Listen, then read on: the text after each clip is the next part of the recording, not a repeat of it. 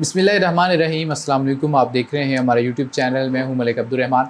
नाज़रीन, पाकिस्तान में general elections यानी कि आम इंतखाबात के हवाले से आज एक अहम पेशरफ्त हुई, जब इलेक्शंस के हवाले से सुप्रीम कोर्ट ऑफ पाकिस्तान के अंदर जो केस जो है वो समाअत के लिए मुकर्रर किया गया था, उसमें जो है वो इलेक्शन कमीशन के अफसरान वहाँ पर पहुँचे, उनके वकील भी पहुँचे और वहाँ से जो है वो हुक्म जारी किया गया सुप्रीम कोर्ट ऑफ पाकिस्तान की जानिब से कि आज ही सदर मुमलिकत के साथ मुलाकात करें।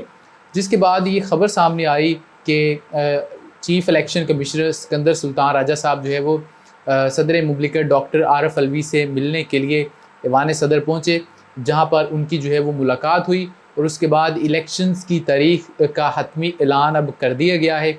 और पहले जो तारीख़ सामने आई थी, जो इलेक्शन कमीशन के लोगों ने सुप्रीम कोर्ट ऑफ पाकिस्तान में चीफ़ जस्टिस काजी फ़ाइज़ ईसा साहब के सामने कही थी, उन्होंने ये कहा था कि 11 फरवरी 2024 को पाकिस्तान में आम इंतखाबात हम करवाएंगे। इसके बाद जो है वो चीफ़ जस्टिस ने कहा कि आप हमें हतमी तारीख दें और सदर के साथ जो है वो बातचीत करें।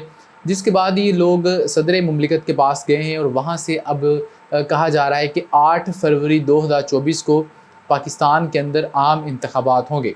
अब मुझे नहीं पता कि क्या ये इंतखाबात मुमकिन हो सकेंगे या नहीं, या सिर्फ ये टाइम बाय करने का एक तरीका है कि शुरू में कह दिया जाए कि हाँ ठीक है हम इलेक्शंस करवा रहे हैं, लेकिन आहिस्ता आहिस्ता जैसे जैसे वो प्रोसेस चले तो फरवरी के बिल्कुल पास में जाकर अगर मतलूबा नताइज जिनको हासिल होते नज़र ना आ रहे होंगे, तो उस वक्त जो है वो फिर से इलेक्शंस को आगे मुलतवी कर दिया जाएगा।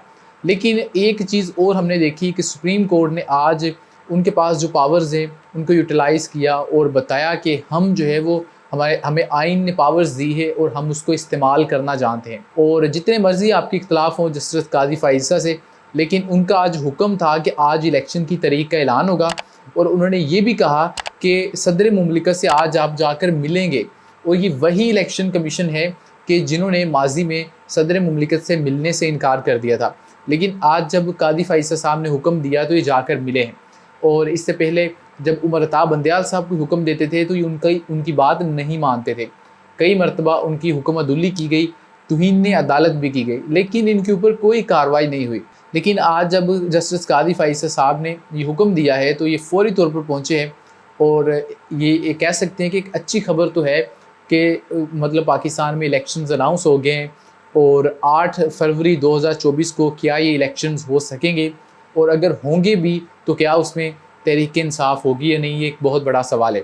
अगर फ़ैसला करने वालों ने ये फ़ैसला कर लिया है कि हमने तहरीक इंसाफ को इलेक्शन लड़ने नहीं देना या उनको नहीं जीतने देना, तो इस इलेक्शन का कोई फ़ायदा नहीं होगा। असल मसले मसाइल पाकिस्तान के फरवरी से बाद में शुरू होंगे। तो अगर तब जो है वो एक ऐसी हुकूमत पाकिस्तान में आ जाएगी जो कि वोटों से मुंतखब होकर आएगी, तो पाकिस्तानियों का फ़ायदा है और पाकिस्तान का फ़ायदा है। लेकिन अगर किसी कठपुतली को लाकर यहाँ पर बिठाया गया तो यकीन मानिए यहाँ पर जो है वो हालात नहीं सुधर सकेंगे। तो हम उम्मीद करते हैं कि जिस तरीके से पाकिस्तान में इलेक्शंस अनाउंस करवाए गए हैं, इसके बाद जो है वो डायलॉग का आगाज़ हो तहरीक इंसाफ के साथ, इमरान खान के साथ, और इस्टेब्लिशमेंट सही मायनों में साइडलाइन हो जाए और सियासत के अंदर उनका जो किरदार है वो ख़त्म हो और पहली मरतबा एक साफ़ और शफ़ाफ़ इलेक्शंस पाकिस्तान में करवाए जाएँ।